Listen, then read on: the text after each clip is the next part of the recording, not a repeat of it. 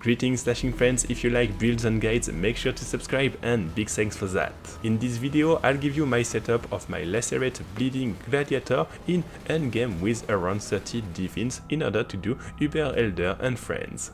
You'll see that it's quite a balanced build between tankiness, speed farming and bosses.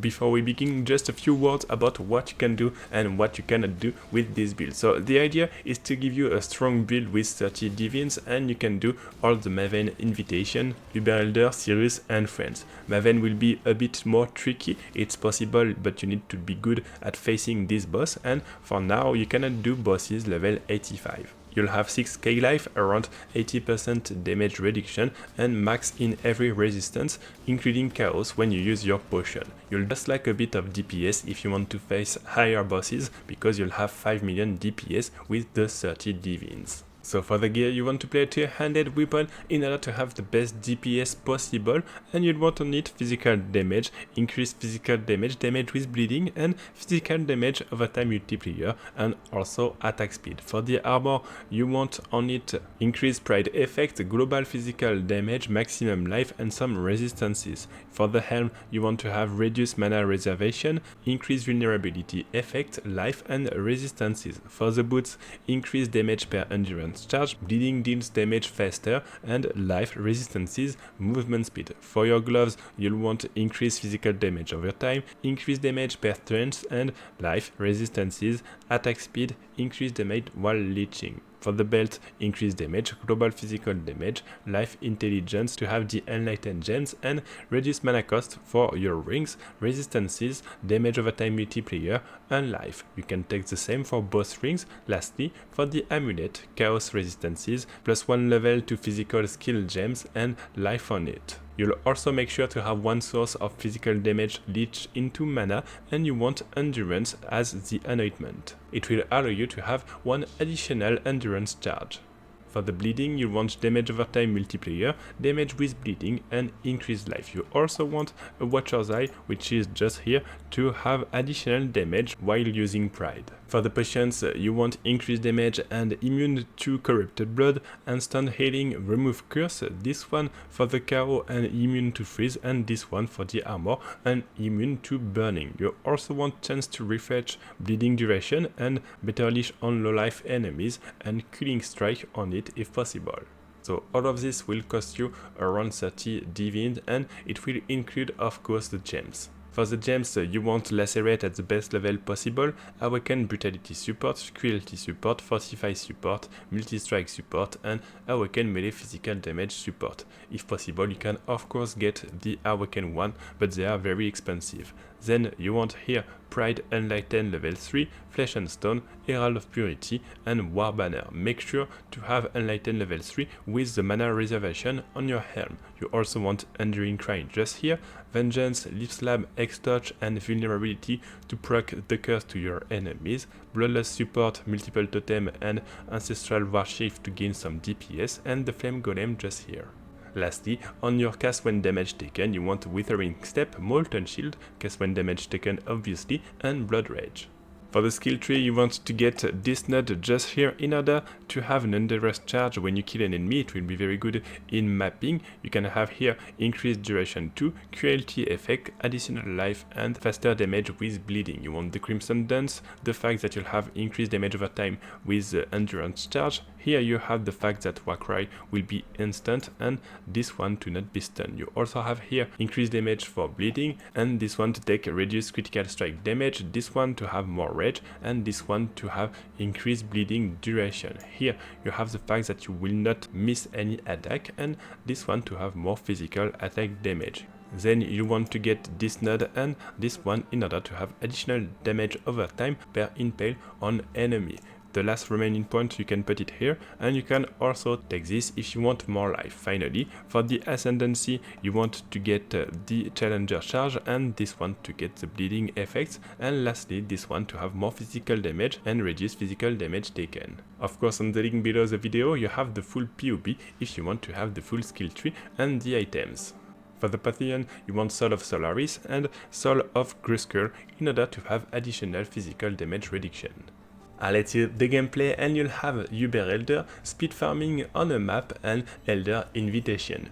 Even if I died stupidly a bit on the Uber Elder, you'll see that in the end it's quite easy to do this kind of stuff with your Gladiator bleeding.